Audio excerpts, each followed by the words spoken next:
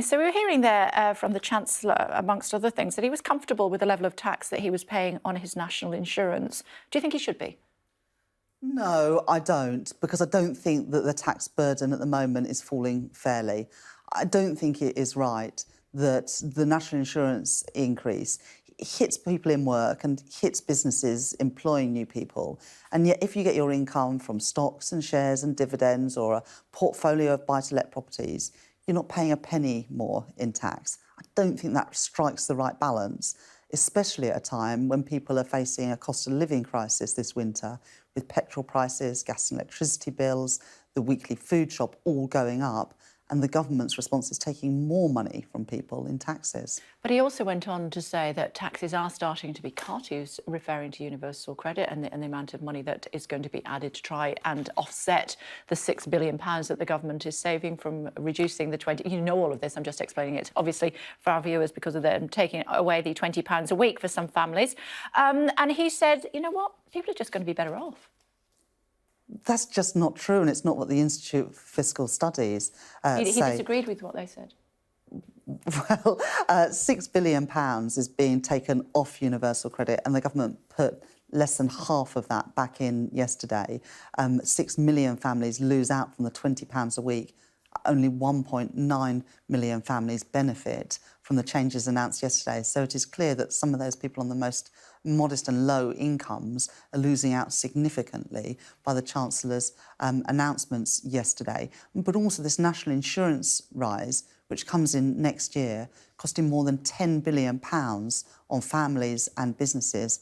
I just think that's the wrong tax at the wrong time, when people are facing all of these additional costs, now worries about interest rates going up as well, and not asking those with the broadest shoulders to pay a penny more. I just don't think that is the right balance. I also think more could have been done in the budget yesterday around the cost of living. Gas and electricity bills, 5% of those, the money goes directly to the Treasury in tax. We could cut that tax from 5% to 0% for 6 months to help people get through these winter months. And that could be paid for by the fact that VAT receipts over the last few months have been £4 billion more than forecast. That's how Labour would help people with the cost of living crisis right now. And the Chancellor seems to be living in a... tens of billions of pounds. No, it would £1 billion for 6 months. But VAT receipts over the last 6 months, because prices have been so high, have come in £4 billion more than forecast. So Labour would have made different choices in the budget yesterday, different choices to ease the cost of living crisis, different choices on taxes, but also different choices to get the economy growing, because by the end of this forecast period, the Office of Budget Responsibility say that the economy is just going to grow by 1.3% a year. And that is much lower than what we've experienced in the last 10 years and much, much lower than in the 10 years before that. And the truth is, it's really hard to lift living standards and improve public services if the economy is not growing properly. And so you need a proper plan for growth. That's why investing in the zero carbon economy of the future, our plans to buy, make and sell more in Britain, so more good quality jobs are created on these shores, are all essential for lifting living standards and sustainably increasing and improving public services. Yeah, but tax rates are at the highest rate since the 1950s. You know, he's been described, the Chancellor, present Chancellor, has been described as more Brown than Thatcher. Well, I don't think that a budget from Gordon Brown, and certainly a budget from me, would have ignored the cost of living crisis. That's, I think, the real difference between Labour and Conservative right now. And the issue about taxes, yes, taxes are at their highest level for more than 70 years, and yet public services are not the best we've seen them for 70 years, and that burden of tax isn't falling fairly.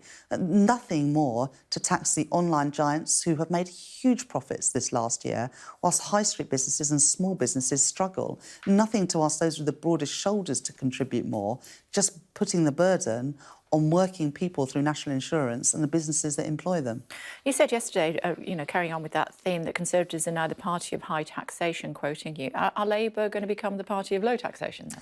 The issue is around who is taxed. And under this government, the burden falls time and time again on the same people, working people on average incomes.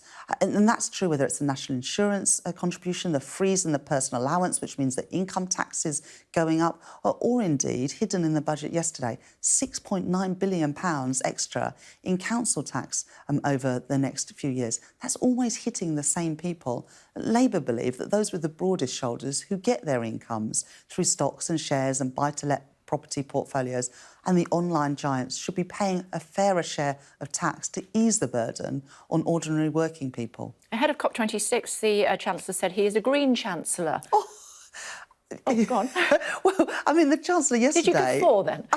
I did. I think the only way to be a responsible Chancellor today is to be a Green Chancellor. But look at what the Chancellor announced yesterday, a cut in air passenger duty for domestic flights, making it cheaper to fly from London to Manchester or from Newcastle to Manchester. Those are the wrong decisions. And I find it astonishing, the week before COP26, when we're supposed to be showing global leadership, the Chancellor yesterday did nothing of the sort. And indeed, with tackling net zero, the Chancellor is just putting the burden on people rather than taking a leadership role himself. So there's huge opportunities with electric vehicles, with the hydrogen industry, with carbon capture and storage to create good quality, high-skilled, high-paid jobs in coastal communities, in former industrial communities. And there was almost no reference to that yesterday in the Chancellor's speech. A real missed opportunity to create those high-paid, high-skilled jobs of the future in this country. Just before I let you go, tell me how the conversation went yesterday morning. Hi, Rachel. It's Keir here. What happened?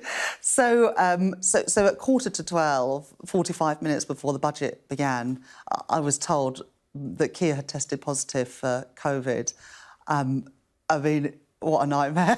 So I had 45 minutes, basically, to prepare my speech. Now, my background is as an economist, and I think I put that to good use yesterday in getting on top of the issues and then sitting during the budget, listening to the Chancellor's speech and trying to respond to that as quickly and as best as I could. So I hope I did a good job yesterday. It's stuff that nightmares are made of, isn't it? Well, it's the sort of thing you wake up in a cold sweat in the middle of the night.